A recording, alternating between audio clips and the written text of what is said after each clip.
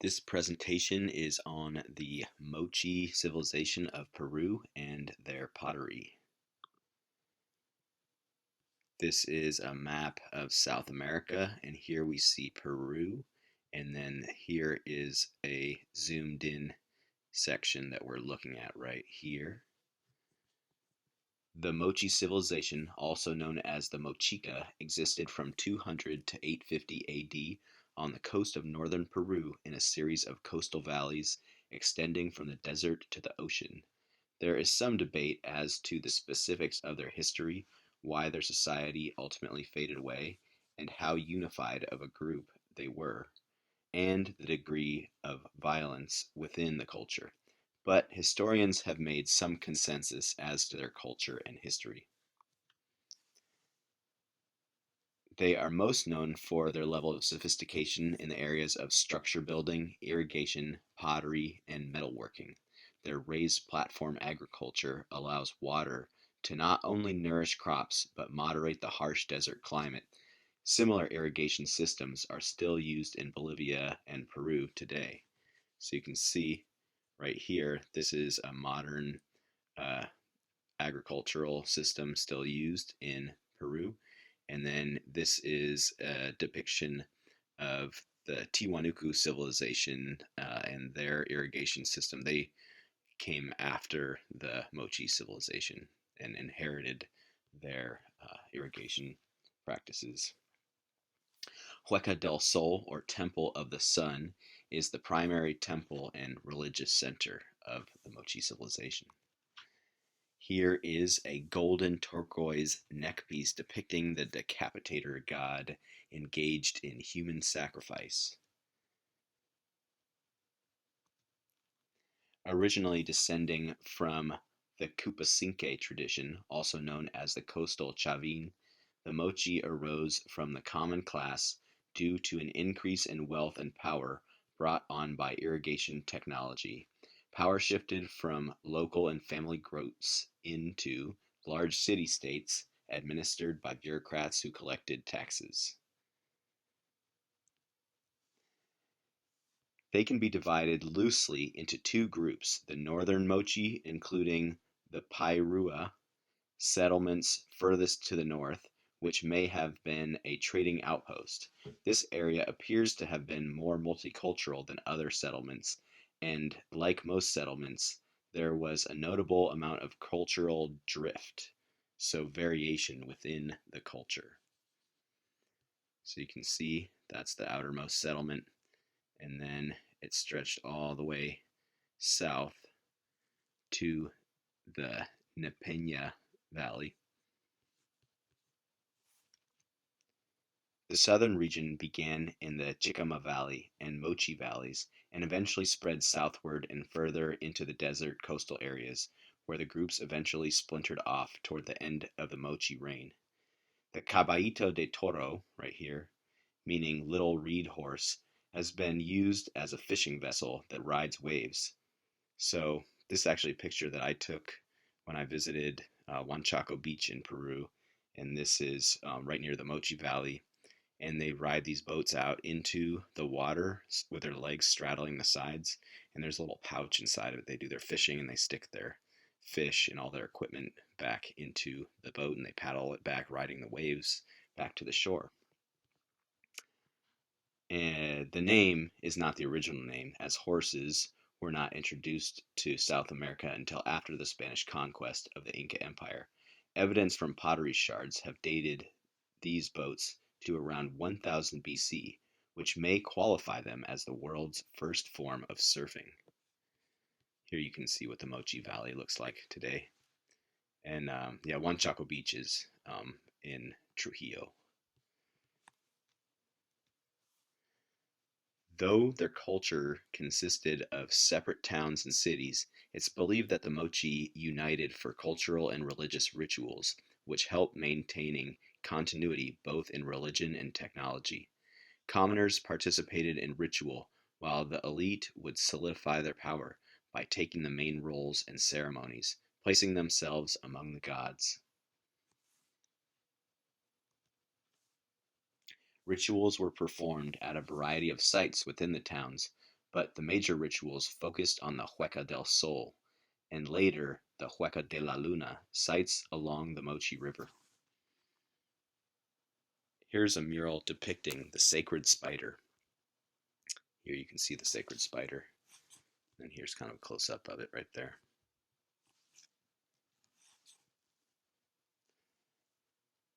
This is at the ceremonial plaza at the Hueca del Sol, emphasizing ritual, tradition, and economics rather than forced coercion. The elite collected taxes and controlled and organized their societies, planning development and the flow of resources, often resolving conflicts through marriage and diplomacy rather than warfare.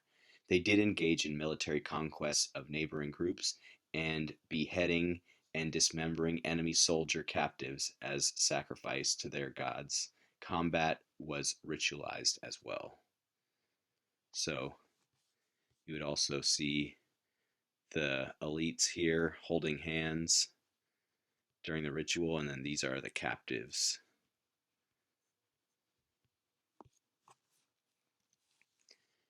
The sacred spider is frequently depicted as a spider, but sometimes as a winged creature or as a sea monster. Together, all three features symbolize land, water, and air. Octopus Face. Many scholars believe that Mochi sacrifices may have been associated with the rites of ancestral renewal and agricultural fertility. So there's Octopus Face.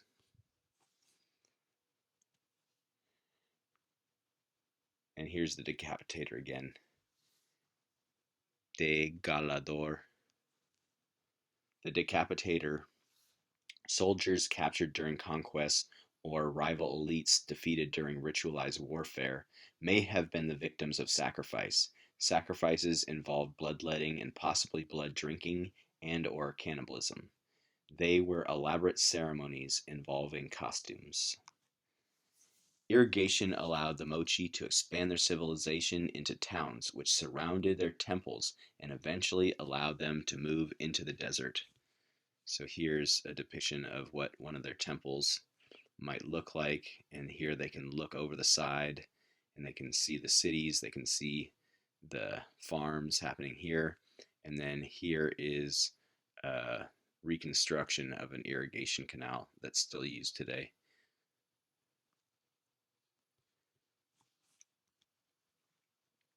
As their civilization grew in wealth due to the food produced through farming and fishing, social stratification increased as well. Initially, only the elite class was considered mochi, but as the emphasis on religion and culturally produced items increased, including pottery, sculpture, and temples, the lower classes adopted the culture. The lower classes were thought to have mostly been galanazo and viru. And here's a recreation of the Lord of Sipon's burial. These are the things that were found at his burial site. There were three classes: the elite, the commoners, and the poor. This we can tell from the three types of burials. Large tombs, including servants and officers buried with their masters, filled with pottery, metal sculpture, weapons, and other objects, indicated the tomb of an elite, while commoners had more moderate burials that included pottery and other artifacts. Poor people were found in the burial pits not far from the fields where they harvested corn, primarily for producing chicha, an alcoholic beverage. Eventually, social stratification would contribute to their demise as slaves and poor people revolted, most notably burning down the temple at the Pampa Grande in the northernmost city. Revolt combined with environmental issues such as severe El Nino rains and infighting eventually weakened the Mochi and left them vulnerable to outside groups who would take over their territory. This was a slow and fragmented process. Mochi customs would continue to appear in subsequent cultures for generations as the Labayanque and Chimu civilizations took over. The Chimu would further develop the irrigation systems left by the Mochi. So you can tell some specific characteristics of the different periods of mochi pots. The early mochi is much more sculptural. The middle mochi is less finely crafted pots, and they're mostly round pots with slip paintings on them. And then the later mochi are again the rounder pots, but with much more elaborate fine craftsmanship. Mochi pots often depict social activities, war, portraiture of important people, metalwork, weaving, and sex. Bottle with a snake on it. There's a seated figure. And the surface is burnished terra sigillata.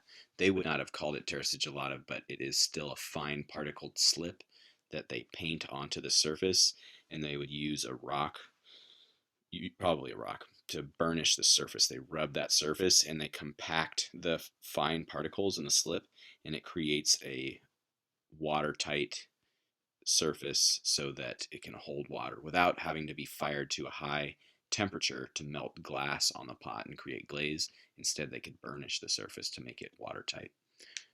More than 100,000 of these pots have been found, nearly all of them found at the temples, especially the Temple of the Sun, Temple of the Moon, and various burial sites. Many use this format of the stirrup spout. So that's really the most distinguishing feature. And they usually have two colors. They usually have the whitish color and the reddish color, like an iron terra sigillata, and then a more kind of off-white cream colored one. They were used to hold chicha and other liquids, but were also used as decoration and were for funerary purposes. These were most likely from the middle to late period, as they mostly have illustrations rather than sculpture. Here's a mother and child, woman and a dog. Portraiture suggested an emphasis on individuality, the elevation of the elite.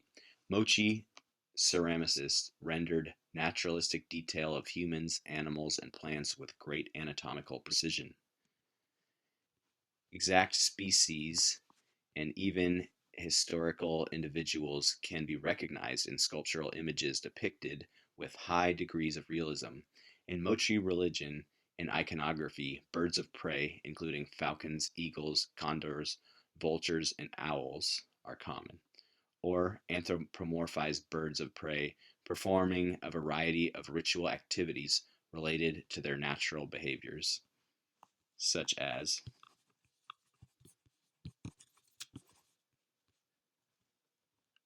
battles, hunting, and sacrifice. Perhaps because they are nocturnal,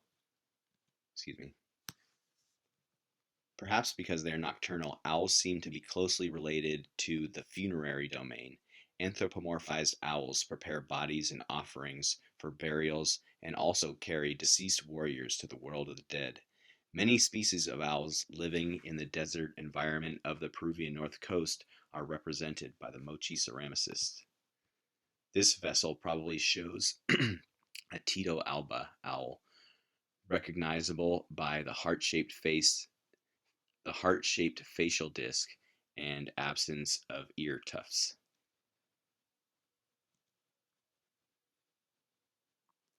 Duality was a common theme, this duality of life and death, having two opposing figures, having two opposing colors. Here's another portrait piece, and then a more architectural type of vessel. So looking at these different examples, you could choose to be more sculptural. I recommend definitely going more sculptural. You could do an architectural one, but the figures are kind of the most interesting. Here are some sex pots. Sex pots may have been used for fertility ceremonies. And then here's a musician pot and a warrior. And then here's some student examples and instructor examples. Here's one that I made. So here I was thinking about um, fueling my brain, and I'm a Pisces, so the fish represents me. And then also, like, you get your omega 3s and you power up your brain. That's kind of what I was thinking. And then here's my cat, and he always puts his tail over his shoulder and sticks his paw up. He hurt his paw a long time ago, so he likes to hold his paw up. And thinking about how you can incorporate this stirrup spout in an interesting way that feels kind of seamless with the composition. So here it being the tail, and here's another student example. This cool horse. And thinking about how can you create it as both a sculpture and a vessel. So in this one, the horse, it's actually a solid piece here. And rather than building the legs separately, they just pushed in to create the suggestion of a leg rather than adding that leg on, and then it can still be hollow. These are finished with a smoked terra sigillata. Most likely we'll be able to do the smoked finish on the surface of our pots. We'll be adding terra sigillata and burnishing them. Frog. Flamingo. This one wasn't finished, but I thought it was a pretty cool composition. Again, the duality here. Then just building a round pot to then add a sculptural element to this octopus kind of tangled up in the pot. They're required to have the stirrup spout, and we will extrude that using the extruding tool. This guy's into roast duck, so he made a roasted duck. And then you can probably tell what this is, but this is a Mochi warrior, and he's on his cell phone. So this is a great example of taking the traditional and bringing it into the modern, interpreting it in a modern context. So that's what we do with all our projects. We interpret them in a modern and personal context. This was a really clever solution to attach the wings to the stirrup spout. And again here, this whole area is closed off, right, with these legs. So not adding these tube legs, but rather having a form that's all hollow. It's all hollow in here. And then the shape is then pushed into the clay. The end.